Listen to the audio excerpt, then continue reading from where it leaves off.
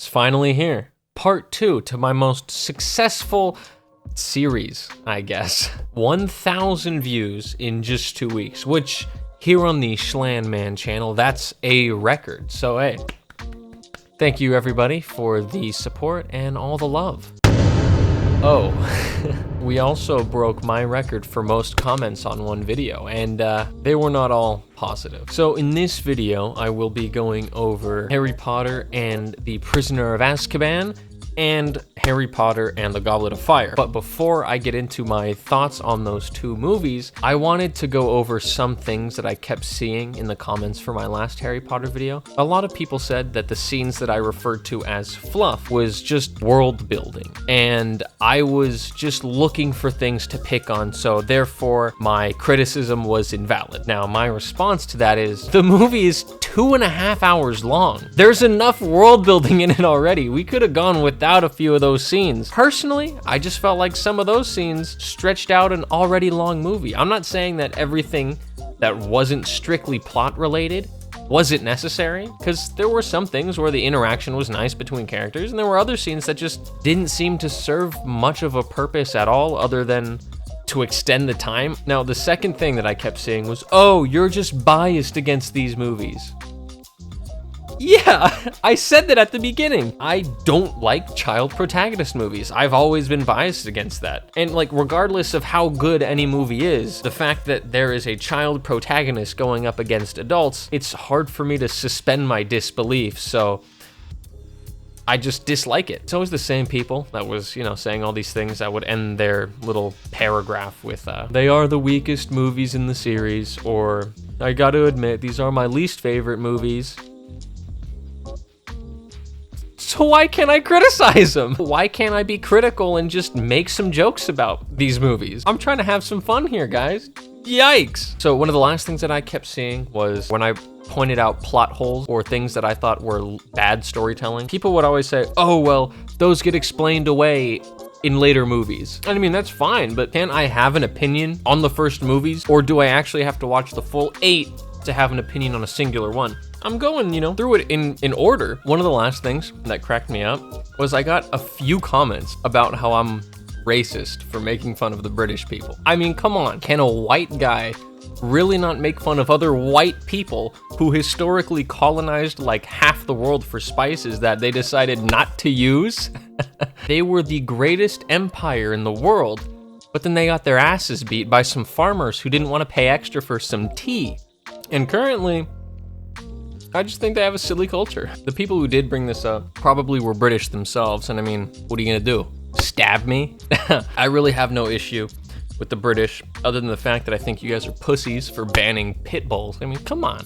Also, the Goblin Jew comparison, that's not just a me thing.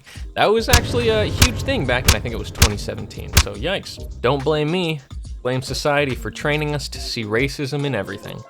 Now let's get started. On to Harry Potter and the Prisoner of...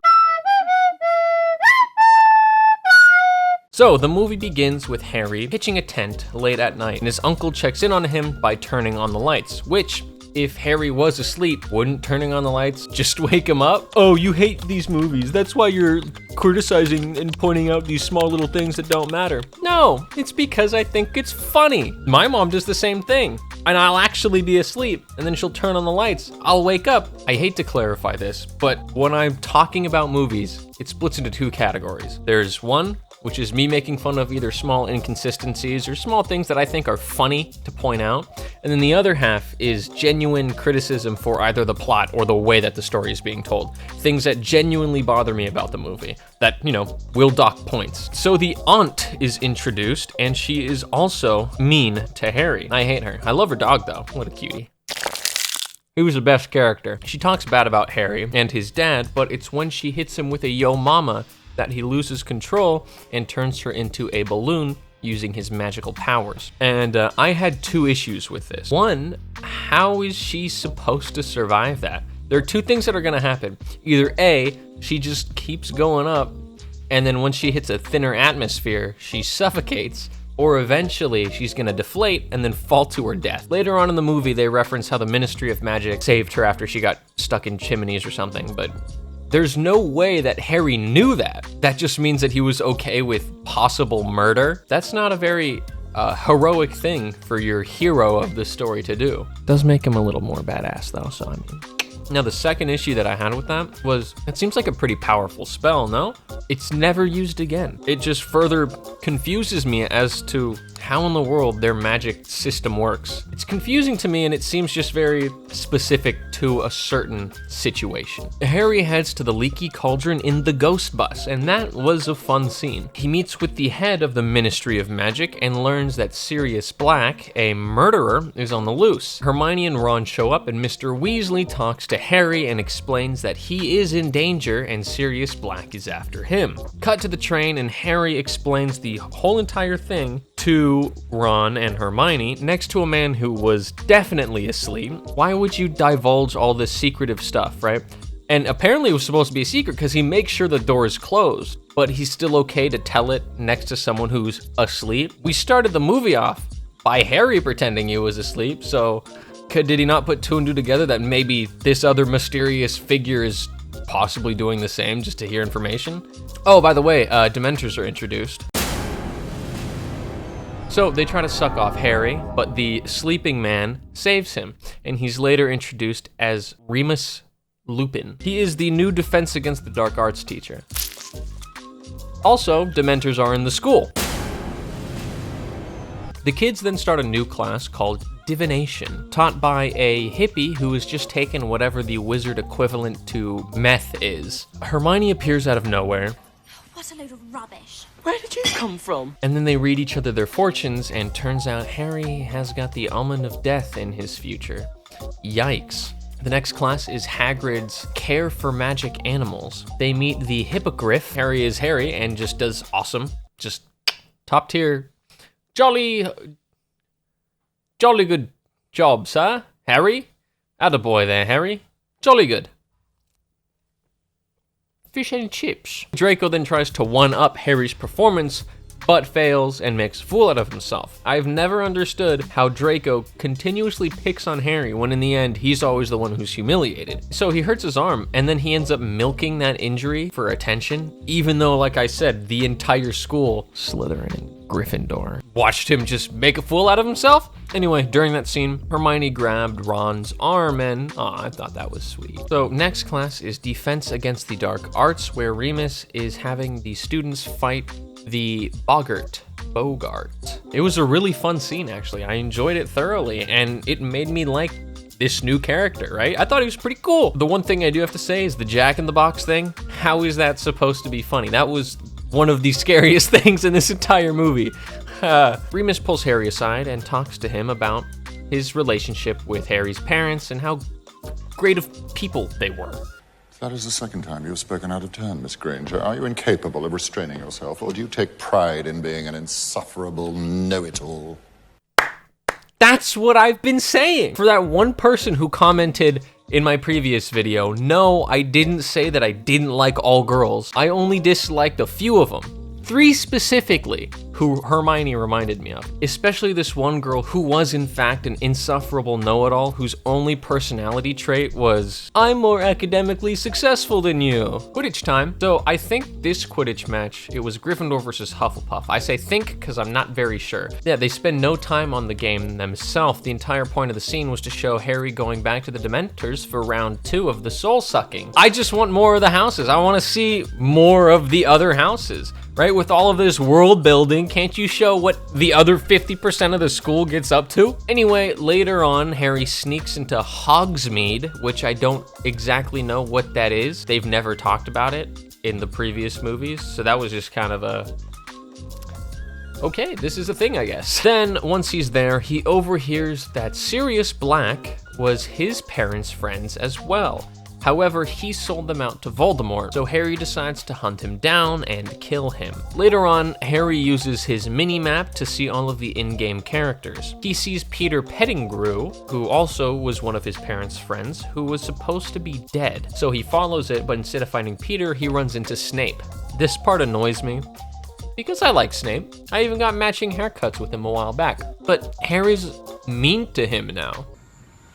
and request that he keep his abnormally large nose out of other people's business. Harry can barely stand up to Draco Malfoy, yet he's just got the balls to make fun of a teacher to his face. Lupin swoops in and just is a cool-ass guy. I like him. Hermione then gets toasted by the cracked out fortune teller, and I thought that was funny. You may be young in years, but the heart that beats beneath your bosom is as shriveled as an old maid's, your soul as dry as the pages of the books to which you so desperately cleave. The humor in this movie has definitely taken a step up from the previous two movies, which I only enjoyed because silly little kids doing silly little British accents. No, that's not racist. The only time in this movie that I actually laughed out loud, or, lulled, as the kids would say, was right after the hippogriff got executed. And it's not for the reasons that you think. I'll just show you the clip. Come on, Ron, now's your time. Comfort the lady. Attaboy. No, Harry, get out of there, bro. She didn't lean on you, man. She chose Ron. Get out of there, you third-wheeling son of a gun. So we finally meet Sirius Black, played by none other than Gary Oldman. Enough talk, Remus. Come on, let's kill him. Wait, I did my waiting. Oh man, his performance is just... The confrontation scene in that weird old house was so well done. Pretty much instantaneously, Sirius Black became one of my favorite characters. In the next scene, Lupin turns into a werewolf and Sirius has to fight him. Now, this was the first time in all three movies that I genuinely got scared for a character, right? Up until this point, no characters have died or had any real long-term damage done to them. And when I say there were no real deaths, oh, but the parents or the villains or the animals. The parents were a flashback scene. I'm talking about deaths to raise the stakes. Defeating the villain at the end of a movie doesn't do anything to help raise the stakes.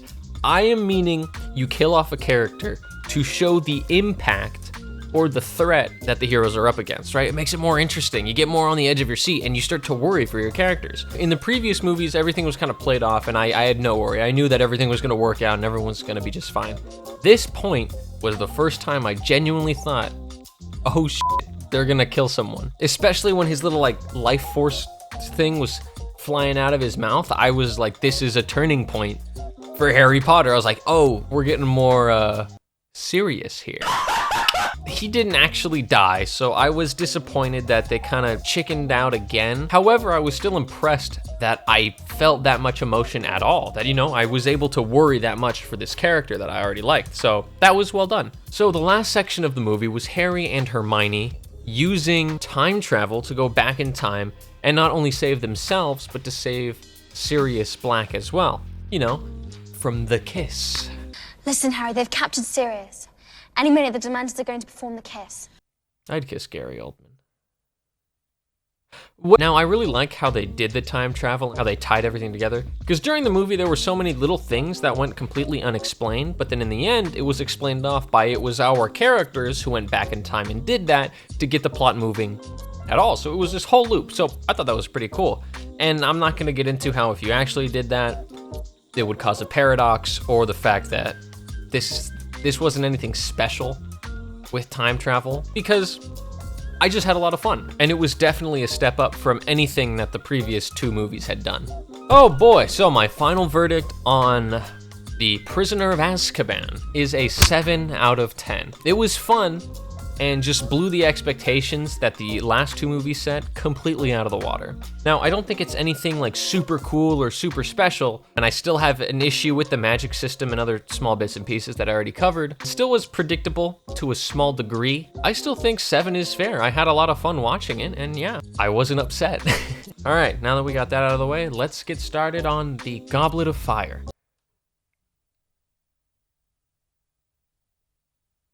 So the movie begins. The movie starts with an old man who walked in on baby Voldemort, Doctor Who, and the rat boy from the last movie. He gets killed, but wait, it was a dream. Or was it? The gang meets Cedric, and then they go through a shoe tunnel to attend the Quidditch World Championship. We are then blessed with this shot that makes me just feel so many emotions. I rewound it and watched this like 10 times. The Weasley tent ends up being the TARDIS, so I like the Doctor Who theme that they're keeping up. Anyway, the championship begins, and then the Irish show up. I love the Irish. Now, they have to go up against the Bulgarians, who have the best seeker in the world, Crumb. Ron has a man crush on him, and I think it's weird. It's like a bird the way he rides the wind. He's more than an athlete. He's an artist. Who talks like that? Relax, Ron, damn. Happy Pride Month, though. The camp is then attacked by the KKK, led by Grandmaster Doctor who then summons his stand, the Justice card. And come on, Harry, that's an easy one. I mean, you know how to deal with that, you know, just.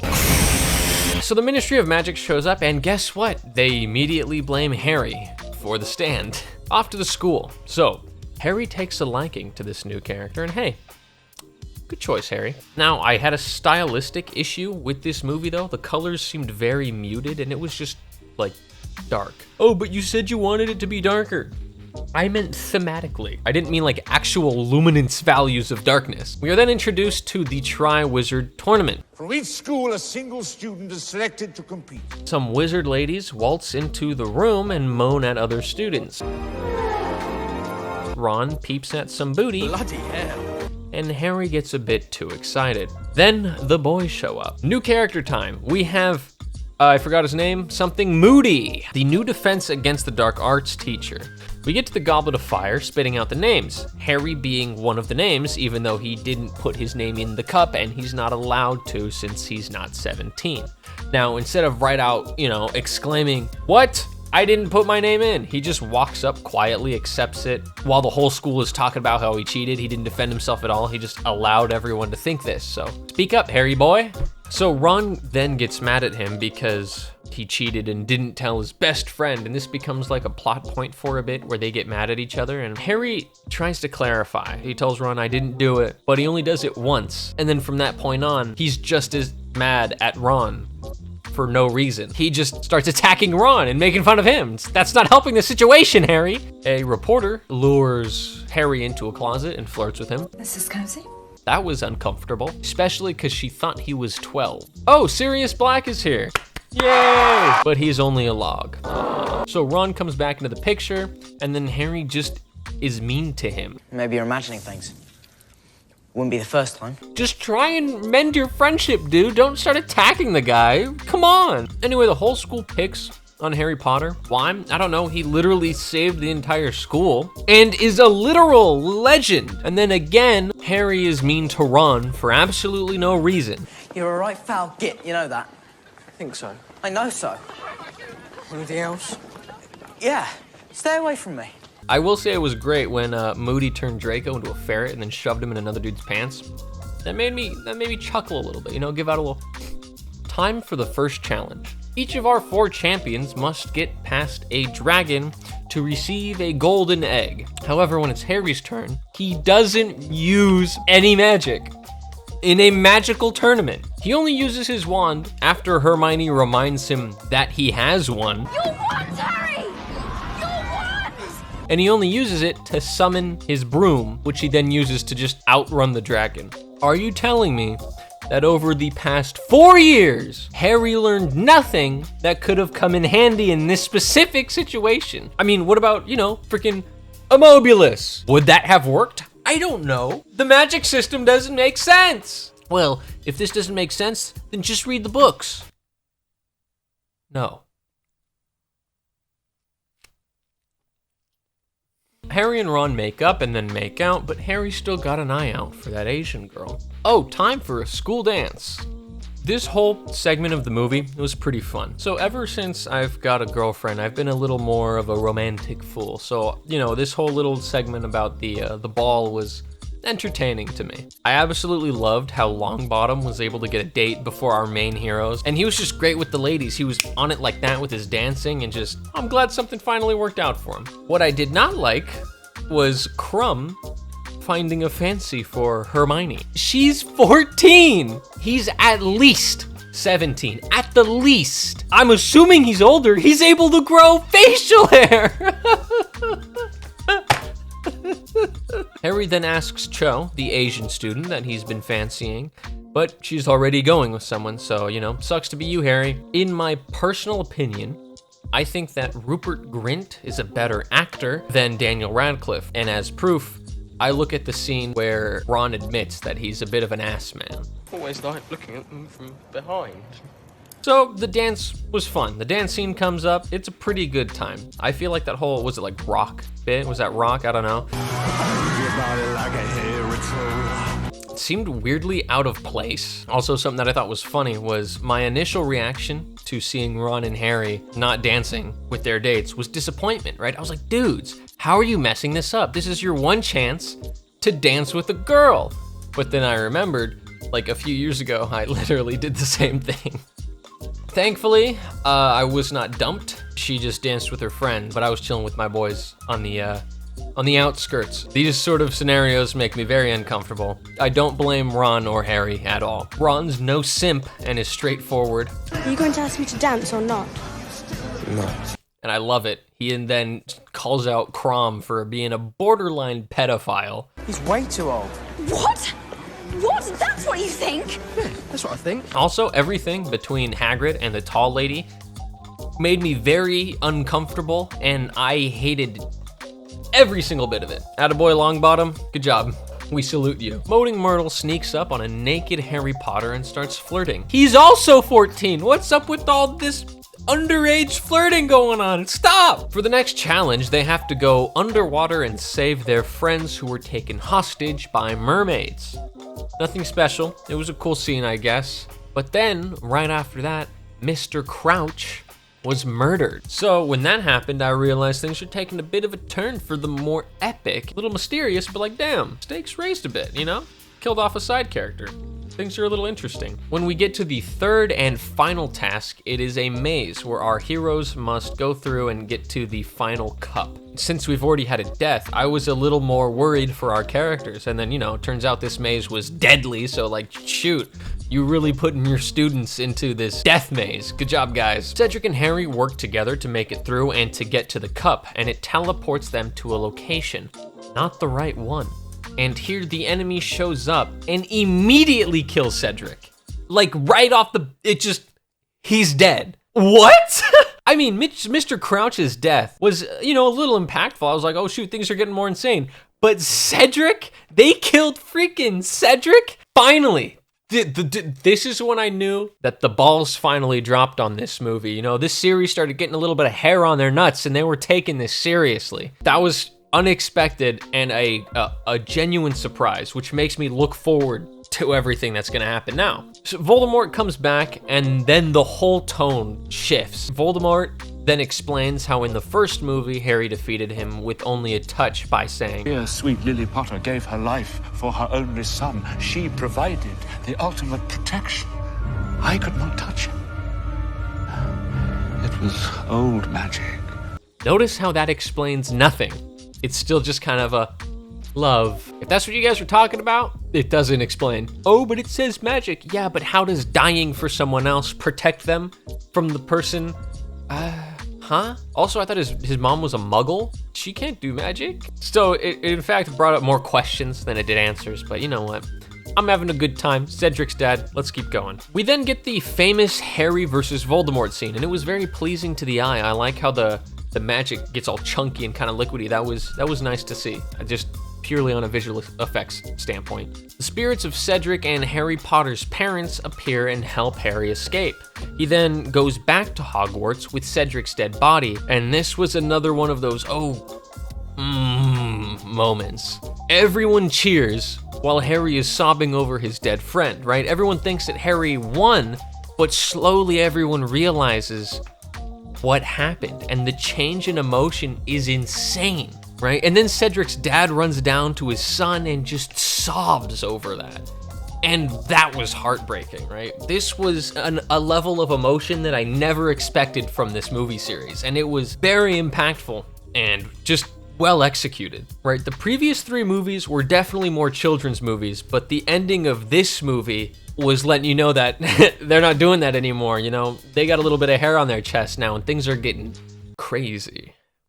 Moody was actually Doctor Who, and then everyone goes home. So my final verdict on Goblet of Fire is I also give this movie a 7 out of 10. I had a lot more issues with this movie's plot and things like that than I did with the previous movie. However, the ending and the tone shift makes up for all of that, right? I am genuinely excited to see where this goes from now on. Okay, if you stuck around for that whole thing, thank you very much. I hope you enjoyed this video. Please leave a comment, and thank you to everyone in my last video who commented trying to explain something that I didn't get or something that I missed. That was actually helpful. So leave a like if you did in fact like it, and subscribe, that way you don't miss my other 2 movies that are coming up. Yeah, thank you everyone. Adios. Bye!